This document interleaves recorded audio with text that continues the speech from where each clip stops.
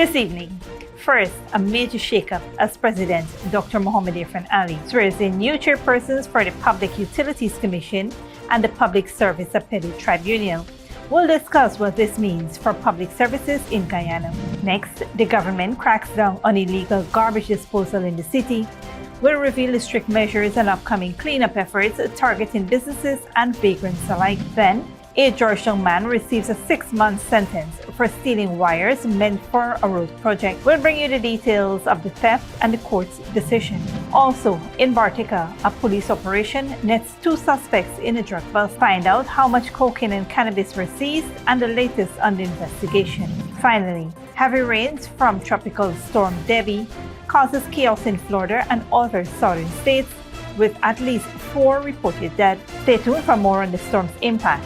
All this and more coming up on tonight's broadcast.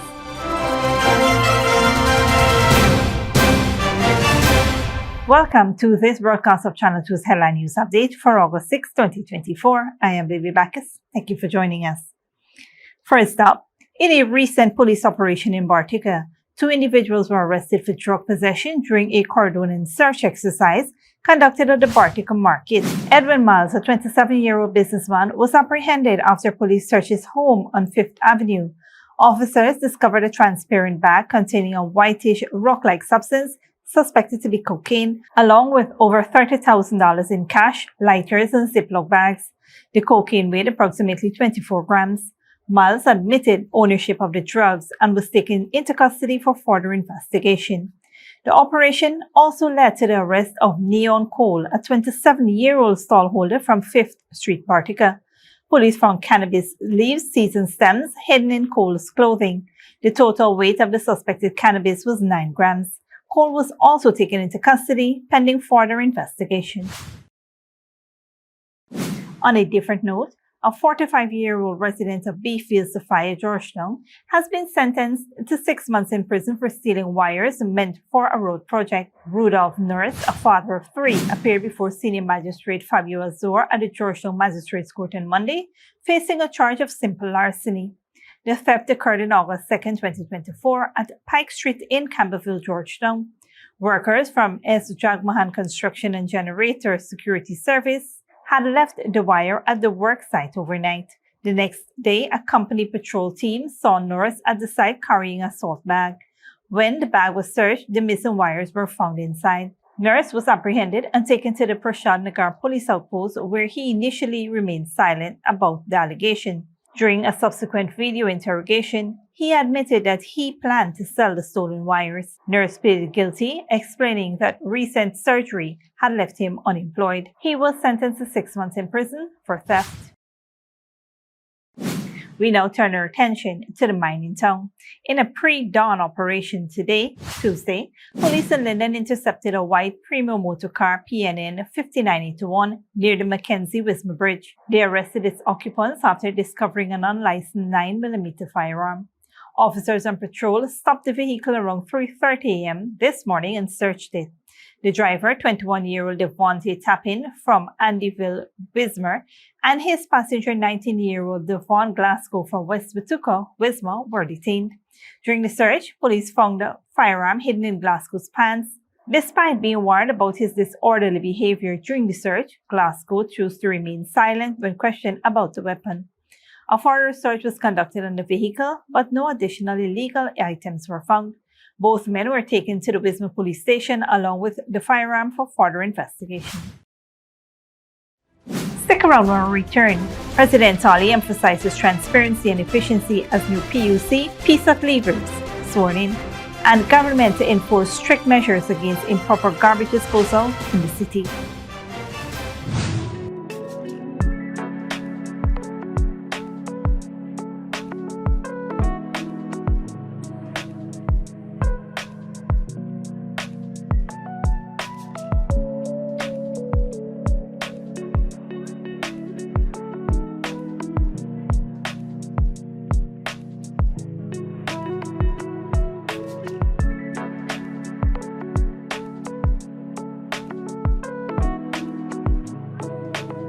Good girl forget things. What's the problem, Granny? I want money for borrow for those surgery. I was dancing and I fall and fracture my hip. If you need some quick money, you should check Lender's Jewelry and Pawn Shop. Lender's Jewelry and Pawn Shop, Lot 238 South Road, Border, Georgetown. Get jewelry made to order in just 72 hours. We also accept vehicles. Lender's, best rates, longest payback period. Boys, I get through. Plus, I could dance again.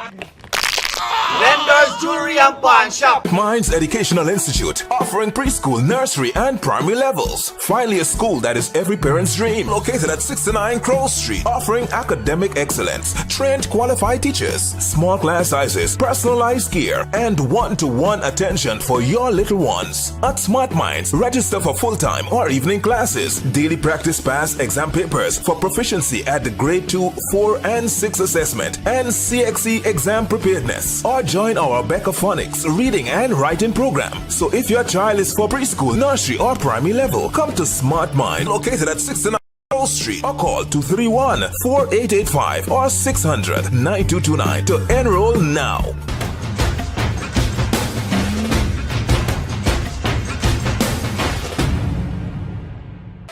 Furnishing your home or office has never been easier. Here at Kissoon's, our inventory of locally made and imported furniture, offered at amazing prices, will leave you wanting more. From vinyl, floor rugs and carpets, bedroom, dining and living room sets, mattresses, pillows, office desk, chairs and filing cabinets, outdoor benches and tables. We have a piece of furniture for every room imaginable in your home or office. Check out our flagship store at Industrial Site Rijnveld or one of our branches in New Amsterdam, Port Morant, Riverton and Camp Street. Kissoon's Furniture, furnishing homes for over 50 years.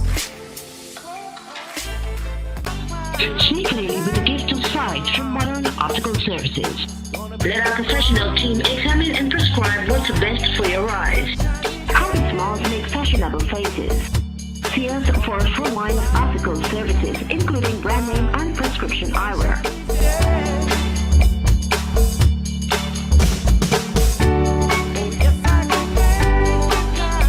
Modern Optical Services, 316 Mill Street, Georgetown. Telephone 226-1082. Welcome back.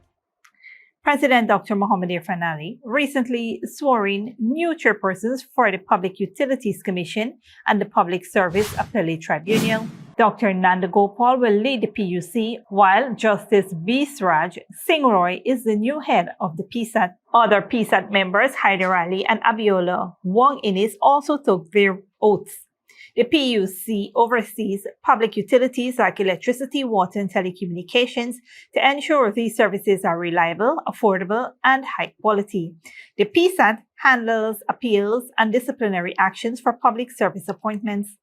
President Ali highlighted the importance of these bodies during a transformative period for Guyana. He stressed the need for transparency and efficiency in providing essential services like electricity, water, and telecommunications. Dr. Ali aims to have the treated water available to over 85% of the population by the end of 2025 and to improve the cost and reliability of electricity despite global economic challenges. The president emphasized the role of the PSAT in ensuring fairness and due process in public service decisions, reinforcing the government's commitment to equitable development and good governance. Moving on, according to Deodat Indar, the minister within the Ministry of Public Works, the government plans to implement strict enforcement measures to address improper garbage disposals in the capital city. Businesses, particularly those dealing with industrial and construction waste, are identified as major offenders. Minister Indar, who also chairs the National Enhancement Committee, revealed that some commercial entities are paying vagrants to dispose of waste improperly. The NEC has collected videos and photographic evidence of these activities and will launch a campaign involving the Environmental Protection Agency and the police to enforce anti-littering regulations strictly. A significant cleanup exercise, the 9th National Cleanup Exercise, is scheduled for August 17th.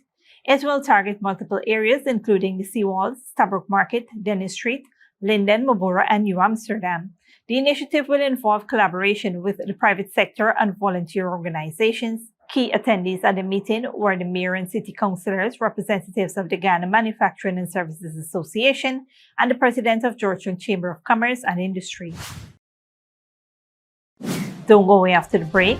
Kenyan families still searching for missing kin after anti-government protests, and Southport stabbing.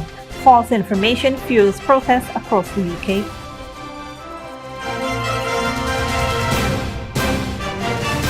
Minds Educational Institute, offering preschool, nursery, and primary levels. Finally, a school that is every parent's dream. Located at 69 Crow Street, offering academic excellence, trained qualified teachers, small class sizes, personalized gear, and one-to-one attention for your little ones. At Smart Minds, register for full-time or evening classes, daily practice pass exam papers for proficiency at the grade 2, 4, and 6 assessment, and CXE exam preparedness. Or join our Becaphonics reading and writing program. So if your child is for preschool, nursery, or primary level, come to Smart Mind, located at 69 Street, or call 231-4885 or 600-9229 to enroll now.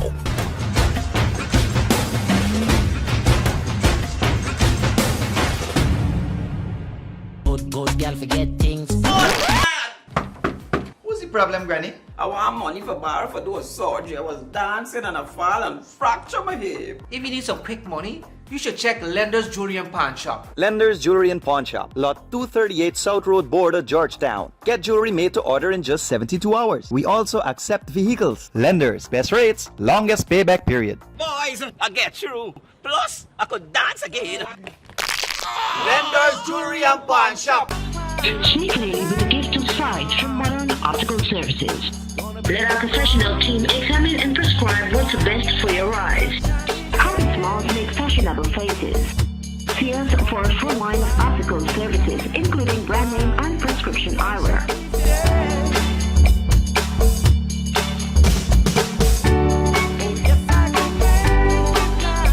Modern Optical Services, 316 Middle Street, Georgetown. Telephone 226-1082.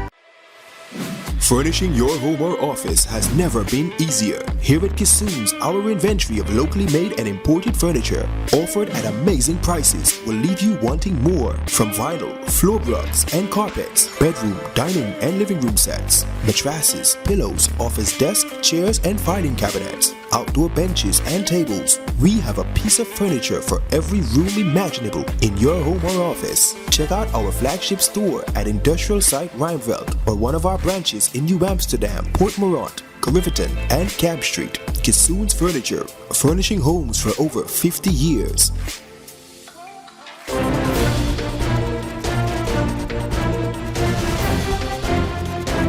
Welcome back. Now we take a look at what's happening in the region and around the world. Liat 2020, the revived Caribbean airline, has launched its maiden flight today, making a significant milestone in regional aviation.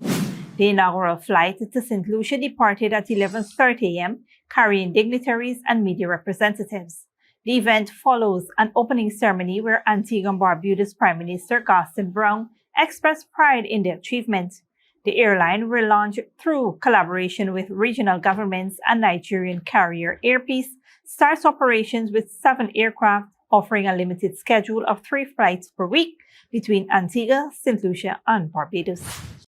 Meanwhile, heavy rains from Tropical Storm Debbie is drenching Florida and other southern states in the U.S. Authorities says the storm contributed to the deaths of at least 4 people. Hurricane-strength winds have uprooted trees and brought down power lines, Al Jazeera's Rob Reynolds reports. Debbie came ashore on the Big Bend coast of northern Florida as a Category 1 hurricane, with heavy rain and top wind speeds of close to 130 kilometers per hour. It was quickly downgraded to a tropical storm, but what makes Debbie dangerous is not wind but soaking rain. Some areas were forecast to get up to 76 centimeters of rain in a 24-hour period. We have seen inundation. We have seen and will continue to see flooding in various parts of the state of Florida. This storm is expected to move throughout north central Florida and likely go into Georgia and the Carolinas. Meteorologists say record-high ocean temperatures resulting from human-caused global warming make tropical storms gain strength faster and carry a heavier load of water than they did decades ago. Power was knocked out for 235,000 customers in Florida, according to PowerOutage.com. In Sarasota, residents were coping as best they can. The biggest problem is there's so many cars that are underwater, there's just oil all over the place, so trying to get back there is a little bit tricky. Far to the east, officials in Charleston, South Carolina's largest city, were preparing for a potential disaster. Tropical Storm Debbie is now forecasted to bring historic levels of rain to our area, with predictions ranging between 10 to 20 inches over the course of the next few days, with the potential to reach up to 30 inches in specific areas. This unprecedented amount of rainfall poses a real risk of life-threatening flash flooding across Charleston. The U.S. Weather Service has forecast an unusually intense hurricane season for this year, with up to 13 hurricanes predicted. Rob Reynolds, Al Jazeera. Internationally, UK Prime Minister Keir Starmer is warning rioters targeting Muslim communities they'll face the full force of the law as he tries to end days of unrest. Rival groups have clashed in the city of Plymouth in what police described as sustained violence. The nationwide demonstrations started last week after 3 girls were stabbed to death in Southport. Al Jazeera's Rory Challenge looks at what and who is behind the violence. They've attacked people, property and the police, and are responsible for some of the most serious and sustained public violence the UK has seen in a decade. But who are the anti-immigration protesters taking part in riots across the country? It might be, for example, what we saw in Southport. People travelled into Southport, people from these extremist groups, whoever it was. These people were, almost sort of their duty to go up and stand for their nation, in inverted commas, and kind of take to the streets of Southport and riot. So I think what we are seeing is people from the outside coming in, but then also locals, kind of protesting and rioting in quite violent and reprehensible ways. A loose, decentralised network of far-right activists are the producers, consumers and sharers of the digital memes and misinformation that have fuelled local anger. They use messaging apps to coordinate protests. Seen as something of a figurehead is Tommy Robinson, real name Stephen Yaxley Lennon. He set up the now disbanded English Defence League and is currently out of the country with a warrant issued for his arrest. But for years, anti-immigration sentiment has been amplified by the UK's right-wing newspapers and was used as a wedge issue by the former Conservative government. You go for 10 or 15 years having a largely uncontested right-wing and extreme right-wing kind of newspaper media telling their readers that the country is in desperate straits, and a lot of politicians on the right seeking advantage in that position. That is the whole kind of cocktail against this which is taking place. We'll ramp up criminal justice. There have already been hundreds of arrests. It's now Keir Starmer's problem to solve. His challenge is to crack down on the violence and find some way of taking the sting out of the immigration issue that's brought the UK to the brink. Rory Challens, Al Jazeera. Finally, families of protesters missing after a crackdown against demonstrations in Kenya are demanding answers to what's happened to them. Rights Group says more than 50 people have been killed and dozens of others have been abducted or disappeared. Al Jazeera's Malcolm Wynn reports. Susan Wangari's been searching for her son Emmanuel for more than a month. She says he went to work in central Nairobi on the 25th of June, the day tens of thousands of mostly young people protested in about 50 towns and cities. Emmanuel's sister told us he joined, and this is him. They haven't seen him since. Others have buried their sons. It is better those who have buried. Me, I have not buried. I am always in pain.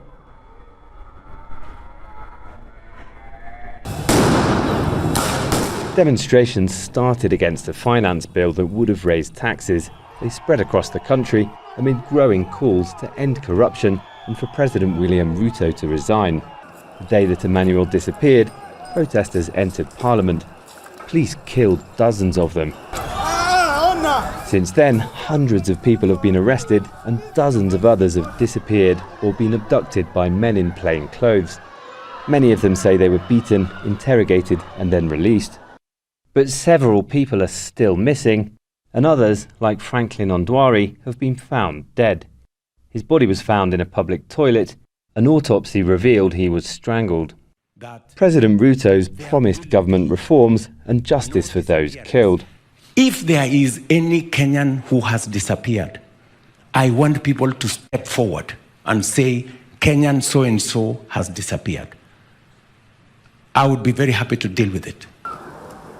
Campaigners say his actions don't match his words. Almost every day, families come here to the city mortuary to look for loved ones. Rights groups say police bring bodies and submit reports that don't add up. Police don't comment on the abductions. They deny extrajudicial killings. What the police are doing through the orders of the executive is violating those constitutional rights. And we cannot accept to live in these kinds of environment where merely exercising a right leads to someone being killed. Any justice will be too late for university student Denzel Omondi. His body was found floating in a disused quarry days after he attended a protest. Asking where my son is. Others, like Susan, just want answers. Malcolm Webb, Al Jazeera, Nairobi. This brings us to the end of the regional and global news coverage. Up next is the 3-day weather forecast.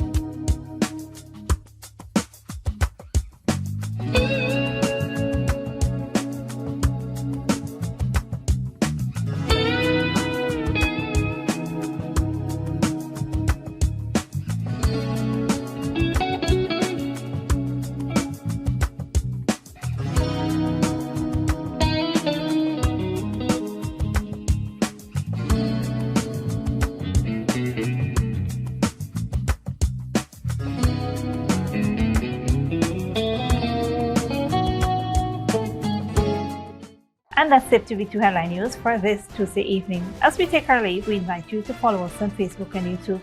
You can tune in tomorrow at 6:30 a.m. for a rebroadcast and at 7 p.m. for more news.